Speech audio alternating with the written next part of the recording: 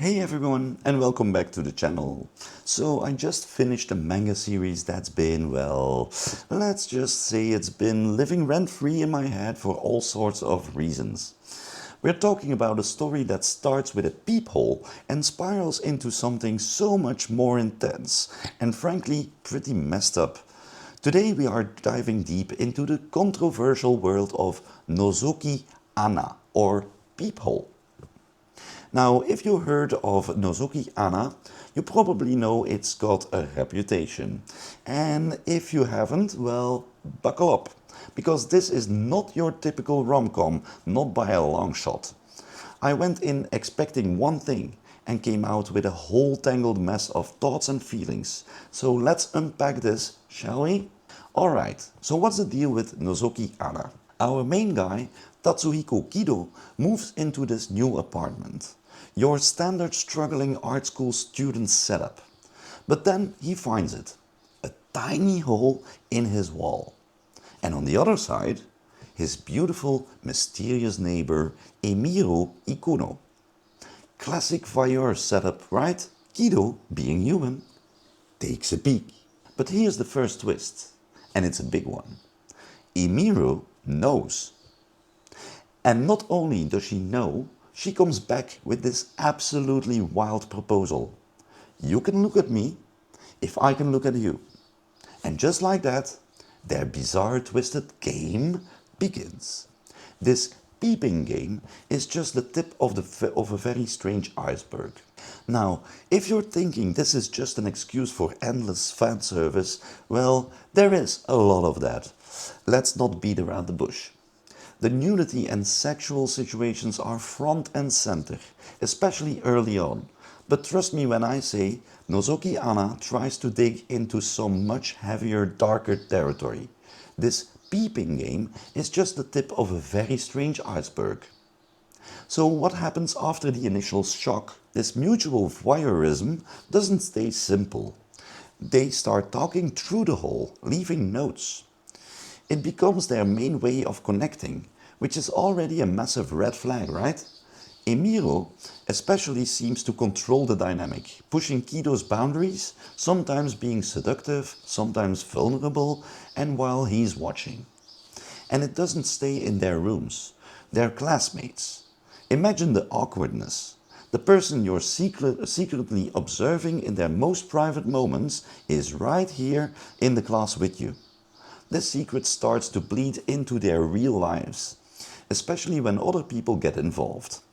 We meet Yuri, who's into Kido and represents a more normal relationship, creating this really messed up love triangle. Then there's Makiko from Kido's past, adding another layer of complication. But the real gut punch, the thing that takes this story to another level of intensity, is when we start learning about Emiru's past. And guys, it's dark. It's darker than dark. We're talking serious drama, abuse, neglect, stuff that has completely warped her understanding of relationships, intimacy and control. It doesn't excuse her manipulative behavior, but it paints this tragic picture of why she is like this. Kido becomes this witness to her pain, her breakdowns, all through that hole. And he's constantly wrestling with what his role in all of this even is. The story basically becomes this intense exploration of whether these two incredibly damaged people can find any real connection, or if they're just locked in this cycle of using and hurting each other. Can they break free? Can they ever be normal? It's heavy stuff. So with a premise like that, what did I actually like about Nozoki Ana? First off, the unpredictability.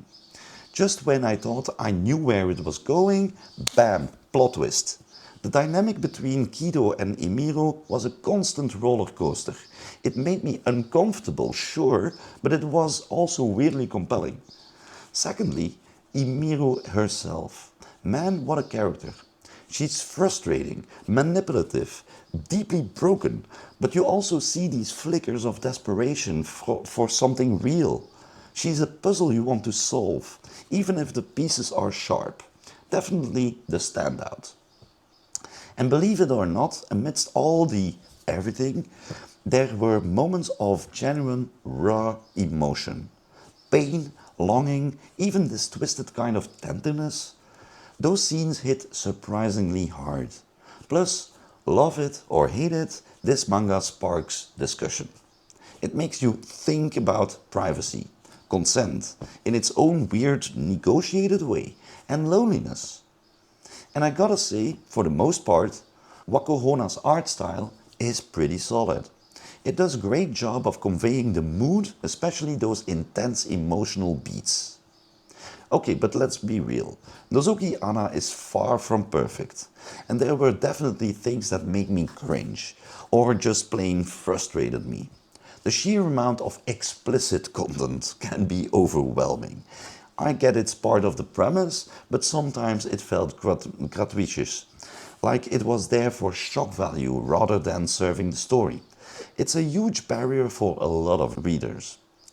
Then there's Kido, our protagonist. His passivity sometimes drove me up the wall. I just wanted to shake him and yell, "Dude, make a decision, do something." He gets swept along a lot. The pacing also drags in places. It's a long series, and some arcs definitely overstay their welcome. And yeah, there are moments, plot points and character choices that are just, what the fuck? Like seriously, pushing the boundaries of believability, even for this kind of story. And then there's the ending. Oh boy. Without spoilers, it is super divisive. Some people are fine with it, others, myself included, had mixed feelings. It felt a bit rushed, maybe a little too neat for a story that reveled in its own messiness. Finally, and this is a big one, the line between exploring dark themes and glorifying them. I think the intent was exploration, but the constant focus on voyeurism and these really toxic dynamics sometimes felt it was teetering on the edge. You have to go in with a critical eye. So after all that, would I recommend Nozoki Ana? That's a tough question.